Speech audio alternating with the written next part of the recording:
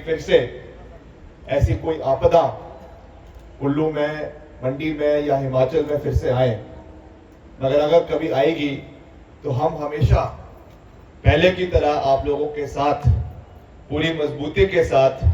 खड़े रहेंगे और आपके सेवा में, इलाके के विकास में कोई कमी नहीं आने देंगे। मैं आपको इसका विश्वास दिलाना चाहता हूं। हमारे बीच में आदरणीय सुंदर सिंह ठाकुर जी, जो हमारे वरिष्ठ नेता है कांग्रेस पार्टी के, कुल्लू के माननीय विधायक है और प्रदेश सरकार में अपनी सेवाएं बतौर चीफ पार्लियामेंट्री सेक्रेटरी दे रहे हैं। और हमें पूरा विश्वास है कि चुनावों के बाद जो है एक बड़ा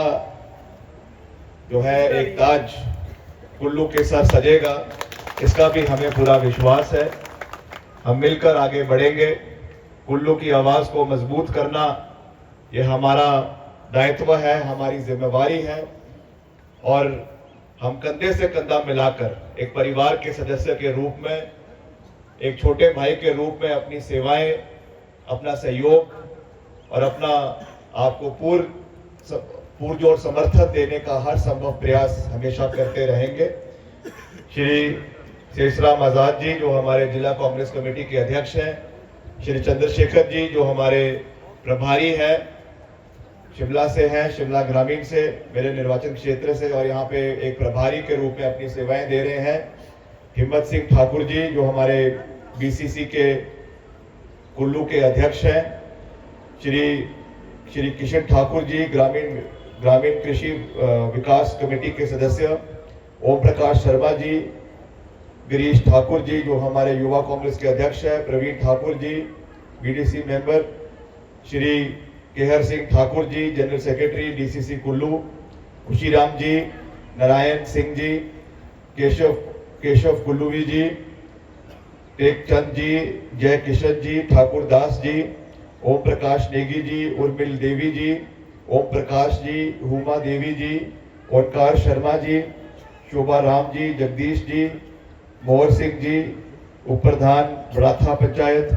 सुधीर ठाकुर जी, प्रधान बड़ाथा, देवेंद्र शर्मा जी, प्रधान जा पंचायत, यशपाल ठाकुर जी, ये कसोल से हमारे बीच में है, योगेंद्र कुमार जी, बरसौनी स्किल प्रधान, आशु नेगी जी, लालचंद जी, अमन शर्मा जी, महेश ठाकुर जी, महेंद्र जी और समस्त जो हमारे यहाँ पे महिला कांग्रेस के, युवा कांग्रेस के, NSUI के, सेवा दल के यहाँ पर है, और भगवंत सिंह जी भी हमारे बीच में है। मैं उनका भी बहुत बहुत धन्यवाद करता हूँ। आप जानते हैं कि आज मैं आपके बीच में आपका आशीर्वाद लेने के लिए, आपका समर्थन प्राप्त करने के लिए, आपका सहयोग प्राप्त करने के लिए यहाँ पे उपस्थित हुआ हूँ। और कुछ दिन पहले अभी मुख्यमंत्री जी के साथ भी हमने शमशी में एक कार्यक्रम किया था और जो विकास की रूपरेखा है, विकास का एक दृष्टिकोण है, किस तरीके से हमने अपने इलाके को आगे लेकर जाना है, उसके बारे में एक विस्तृत चर्चा आप लोगों के बीच में हमने करी थी। आज फिर से मैं आपसे ये आह्वान करना चाहता हूँ, ये निवेदन करना चाहता हूँ कि जहां तक हिमाचल प्रदेश की बात है, अभी यहाँ पे सबने उस बात का जिक्र किया कि मेरे पिताजी स्वर्गीय राजा वीरभद्र सिंह जी, जिन्हें आधुनिक हिमाचल प्रदेश के निर्माता के रूप से जाना जाता है, उनका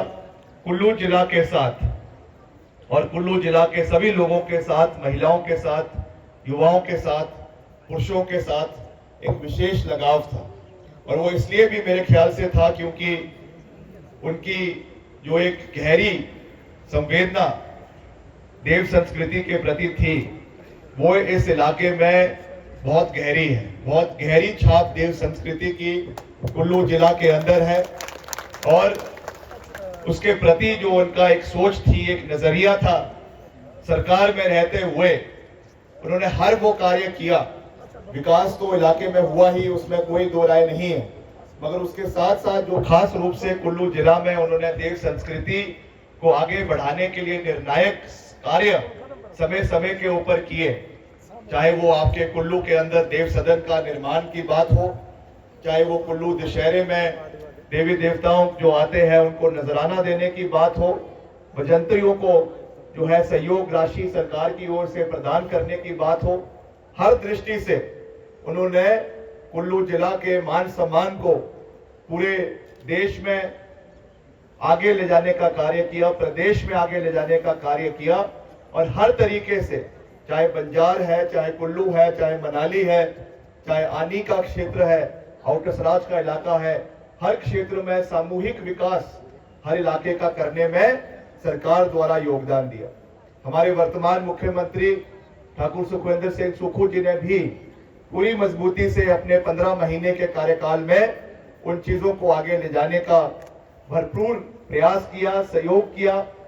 ये अलग बात है कि थोड़ा बीच में आपदा का दौर प्रदेश को देखने को मिला, उसकी वजह से जितनी गति से विकास के कार्य आगे होने चाहिए थे उसमें थोड़ा सा विराम लगा, मगर फिर भी उन्होंने हिम्मत नहीं हारी। और हम सब ने मिलकर इस आपदा के दौर में आपने देखा कि किस तरीके से, चाहे मणिकरण घाटी है, यहाँ पे रास्ते बंद हो गए थे, आपके आदरणीय विधायक जी ने, ठाकुर सुंदर जी ने जिस तरीके से यहाँ पे सड़कों का निर्माण फिर से करवाया, रातों रात सड़कों को खोलने का कार्य करवाया। और आज हमारे सबके प्रयासों से, मुख्यमंत्री जी के सहयोग से जो है 30 करोड़ रुपए इस सड़क के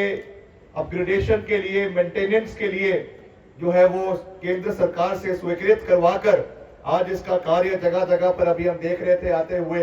कि कार्य पूरे फुल स्विंग में चला हुआ है। और जल्द इसका कार्य, हालांकि थोड़ा समय जरूर लगेगा, मगर आने वाले समय में जहां जहां ये जमीन बैठ रही है बीच बीच में, उसको ठीक करवाया जाएगा, समय पे ठीक करवाया जाएगा। और ये क्योंकि मणिकरण घाटी हमारी एक बहुत ही महत्वपूर्ण घाटी है। आप जानते हैं कि सारा टूरिस्ट अगर मनाली के बाद कहीं आता है, और खास करके जो युवा टूरिस्ट है, किन कारणों से आते हैं आप मेरे से ज्यादा जानते हैं, मगर फिर भी आता है तो कसोल का नाम तो पूरे देश के अंदर जो है वो एक अलग नाम से लिया जाता है। तो कसोल और मणिकरण मैं समझता हूं कि केवल राष्ट्रीय मैप पे नहीं, मगर अब अंतरराष्ट्रीय टूरिस्ट मैप के ऊपर भी एक अलग छाप जो है वो छोड़ गया है। इसलिए यहाँ की कनेक्टिविटी को बनाए रखना, यहाँ पे अच्छा इंफ्रास्ट्रक्चर प्रोवाइड करवाना, यहाँ के युवाओं को हर सुविधा दिलवाना, ये सरकार की प्राथमिकता है। हमारी सरकार ने हर संभव प्रयास इसके लिए किया है, आपके आदरणीय विधायक ने इसके लिए हर संभव प्रयास किया है। और आने वाले समय में भी हम आपको ये विश्वास दिलाना चाहते हैं कि जितने भी, चाहे वो कुल्लू सदर के मसले हैं, चाहे वो कुल्लू के पूरे जिला के मसले हैं, चाहे वो मंडी संसदीय क्षेत्र के मसले हैं, चाहे वो लोकसभा में हिमाचल के मसलों को उठाने की बात है, हर चीज को हम बड़े गहराई से समझकर, हर इलाके की गंभीरता को समझते हुए वहां के मुद्दों को आने वाले समय में केंद्र सरकार के समक्ष लोकसभा में उठाएंगे। ये मैं आपको पूरा विश्वास दिलाना चाहता हूं, क्योंकि हिमाचल प्रदेश के हित हमारे लिए सर्वश्रेष्ठ है। हमने 15 महीने प्रदेश में मंत्री रहते हुए भी दलगत राजनीति से ऊपर उठकर, अभी हम पीछे लग वैली में थे, मैंने वहां पर भी ये बात कही कि हमारे लिए दलगत राजनीति से ऊपर उठकर विकास कार्य करना हमारा दायित्व बनता है। जब आप किसी कुर्सी पर बैठ जाते हैं, चुनी हुई कुर्सी के ऊपर बैठते हैं, तो ये दायित्व होता है कि सब लोगों को साथ लेकर आगे बढ़े। चुनावों में क्या हुआ, क्या नहीं हुआ, किसने कितना मत दिया, नहीं दिया, ये चीजें जब परिणाम निकल जाते हैं उसके बाद ये चीजें खत्म हो जाती हैं। और इसी सोच के साथ हम आगे बढ़े हैं। हमने 15 महीने के कार्यकाल में केंद्र से भी पूरा सहयोग लेते हुए, केंद्रीय मंत्रियों से तालमेल बनाते हुए, चाहे वो नितिन गडकरी जी थे, चाहे वो केंद्रीय आपके पंचायती राज और ग्रामीण विकास मंत्री आदरणीय श्री गिरिराज सिंह जी थे, हम समय समय पर उनसे मिले और प्रदेश में जो विकासात्मक कार्य है उसके बारे में एक सकारात्मक चर्चा उनसे करी। और मुझे खुशी है ये कहते हुए कि हमारे 15 महीने के कार्यकाल में हम हिमाचल प्रदेश के लिए 3650 करोड़ रुपए हिमाचल प्रदेश के लिए स्वीकृत करवा के हिमाचल प्रदेश के लिए लेकर आए और आज उसका कार्य प्रदेश के कोने कोने के अंदर चला हुआ है। जब हमें ये जिम्मेवारी दी पार्टी ने कि आपने इस बारी चुनाव लड़ना है, हमने उस जिम्मेवारी को स्वीकारा। मैंने दिल्ली में कहा, अपने राष्ट्रीय नेतृत्व को कहा कि हमको अभी आपने एक जिम्मेवारी सरकार में दी है। मेरे निर्वाचन क्षेत्र शिमला ग्रामीण, जहां से मैं दूसरी बार इस कम उम्र में विधायक बना हूं, वहां के लोगों ने मुझे बहुत जिम्मेवारी दी है। मगर जब पार्टी ने यह आदेश दिया कि हमें लगता है कि आपको यहां से चुनाव लड़ना चाहिए क्योंकि मंडी संसदीय क्षेत्र की आवाज को आप पूरी मजबूती से केंद्र के समक्ष, लोकसभा में और केंद्र सरकार के समक्ष उठा सकते हैं, तो हमने उस जिम्मेवारी को स्वीकारा और आज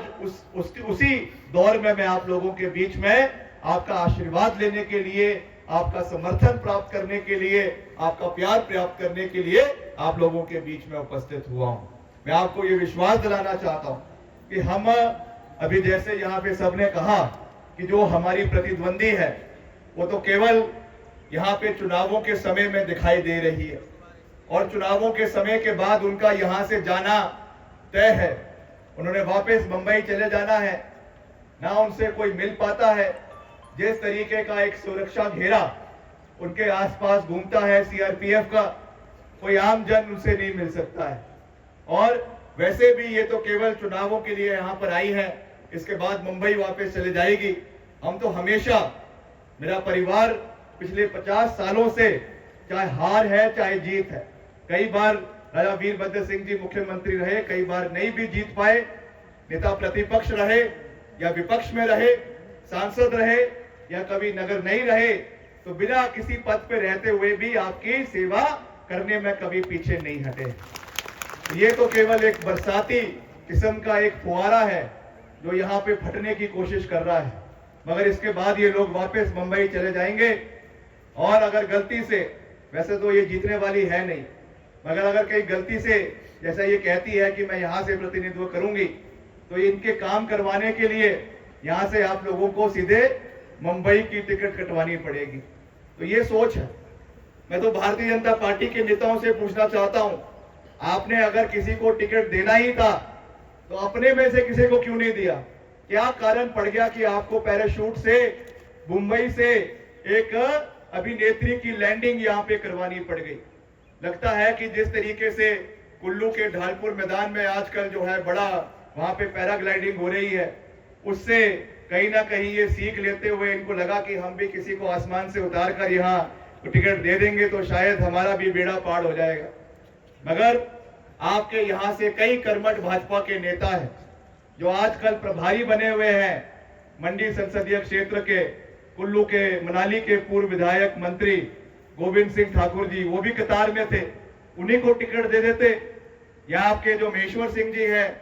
हमारे माननीय पूर्व में सांसद रहे हैं, पूर्व में विधायक रहे हैं, वो भी लड़ने के लिए इच्छुक थे। उन्होंने तो सार्वजनिक मंच से ये कहा था कि मुझे इस बारी आखिरी बार जो है ये यहाँ से सेवा करने का मौका दिया जाए। ऑफिशियली उन्होंने टिकट के लिए अप्लाई किया, मगर उनका टिकट फिर भी काट दिया। न जाने इतनी भी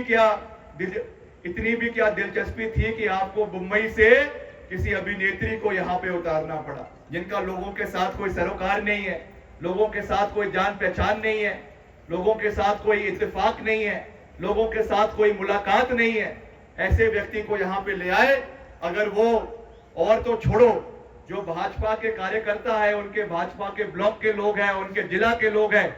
उनका अगर मंच पे बिठा दिया बिना पर्ची के, उनका नाम तक नहीं ले पाएंगी। ये हाल है। और ऐसे व्यक्ति को आपने यहाँ से टिकट देकर रखा है। हम जानते हैं, मुझे तो कई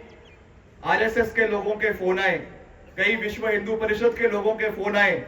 कि विक्रमादित्य सिंह जी आप चिंता ना करें। मैंने बोला क्यों? बोलते इस बारी जो है जय श्री राम हो गया काम, इस बारी इनका काम जो है कंगना का वो हमने तमाम करना है, क्योंकि इनका जो लीडरशिप है, इनकी जो लीडरशिप है, उनका दिमाग जो है वो खराब हो चुका है। उनका दिमाग पूरे तरीके से खराब हो चुका है। एक उनके अंदर एक जो है अहम आ चुका है कि हम किसी को भी उतार दे और भारतीय जनता पार्टी के कार्यकर्ता उसको जिता देंगे। इतना अहम आ चुका है कि उन्होंने अपने ही कार्यकर्ताओं को, अपने ही नेताओं को नजरअंदाज करना शुरू कर दिया है। जो पिछली बारी के कैंडिडेट रहे कौशल ठाकुर जी, जो ब्रिगेडियर कुशाल ठाकुर जी, उनका टिकट पिछली बारी चलो थोड़े मतों से हार गए, उनका भी टिकट काट दिया। वैसे तो उनका बनता था क्योंकि पिछली बारी उनको मिला था। उसके पहले जो हमारे स्वर्गीय पंडित रामस्वरूप शर्मा जी यहां से सांसद रहे, पहले भी अभी सुंदर जी कह रहे थे कि किस तरीके से संदिग्ध परिस्थितियों में, अब पता नहीं कि उन्होंने आत्महत्या हुई या मृत्यु हुई, क्या हुआ, इतनी बड़ा संसदीय क्षेत्र का चुना हुआ प्रतिनिधि जो 17 विधानसभा क्षेत्रों को रिप्रेजेंट करता है, रात के अंधेरे में उनकी संदिग्ध मृत्यु जो है दिल्ली में अपने जो उनका ऑफिशियल रेजिडेंस है वहां पर होती है, दिल्ली पुलिस वहां पे जाती है। उनका बेटा जो हम उनसे मिले जाकर जोगिंदर नगर में, उसने हमको कहा कि हमने सरकार